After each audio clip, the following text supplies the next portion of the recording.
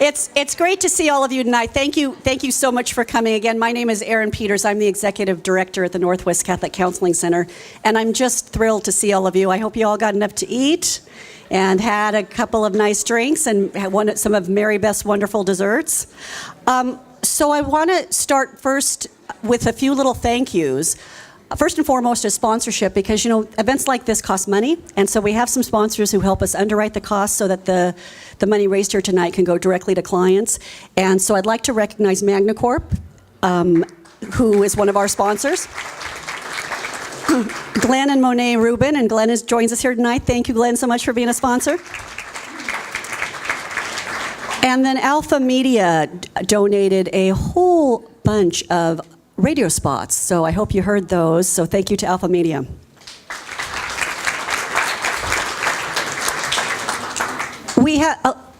Running an organization like this takes a lot of work from a lot of different people. First and foremost, we have a rock star board of directors. They give tirelessly of their time, their talent, their resources. Would members of our board please rise so we can thank you for your service to our community?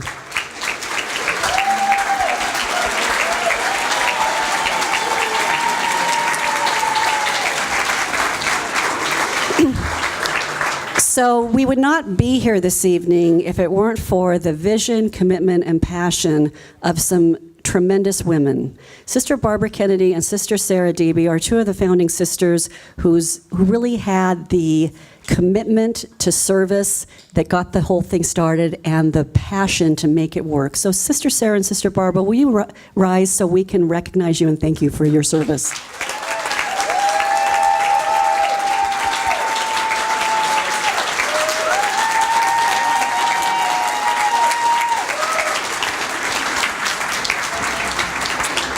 And they've been doing it since 1986. But they don't do it alone, because we have staff members who come every day to work and are 110% committed to our staff and to our clients and their well-being. So would our staff please rise in their fabulous green shirts so we can recognize you?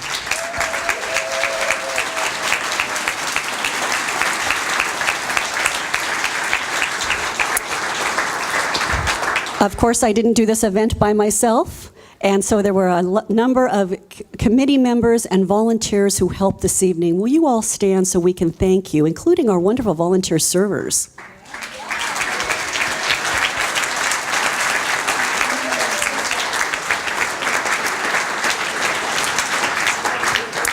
And alas, a big shout out to Miguel and Natalie and all of Lagunitas. They donate this room, the beer, they pour our wine, and this room is used often for nonprofit events, and they are just fabulous. Thank you, Miguel.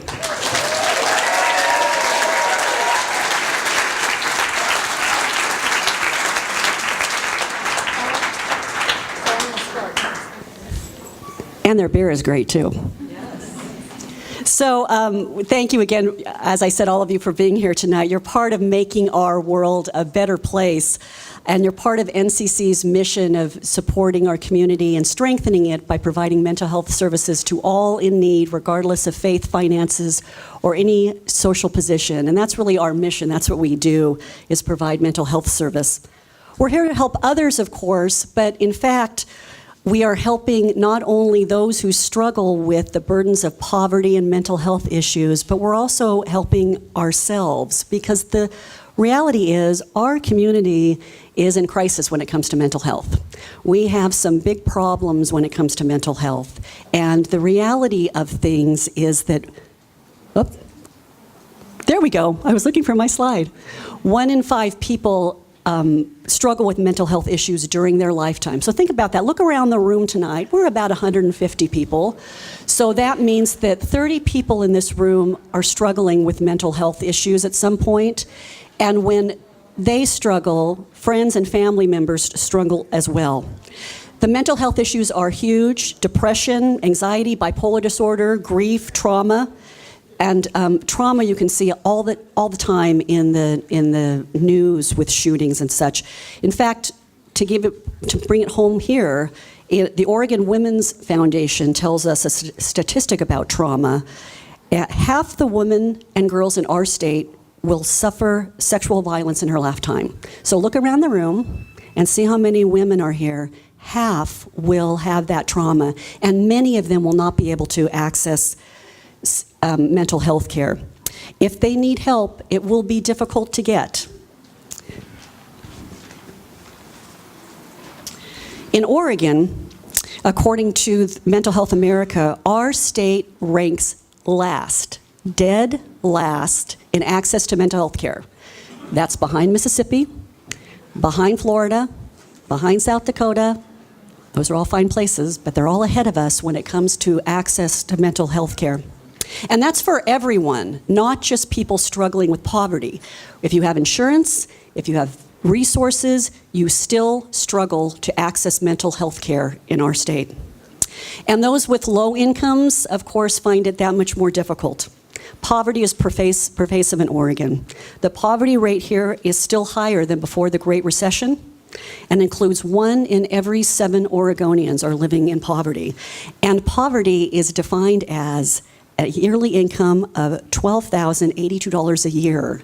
Imagine trying to live on $12,000 a year, trying to eat, pay the rent, health care, and mental health care are out of reach. Another way to look at it from the Oregon Women's Foundation is 1/3 of Oregon's women and girls can't cover an unexpected expense of $100 without borrowing from a friend or relative. So that could be a flat tire, illness, $100. That's not coverable by many of the women and girls in our state. So that gives you a sad and shocking picture of the state of things. But there is hope for that, because we has come together as community in order to make a difference and to bring voice to people who don't have a voice.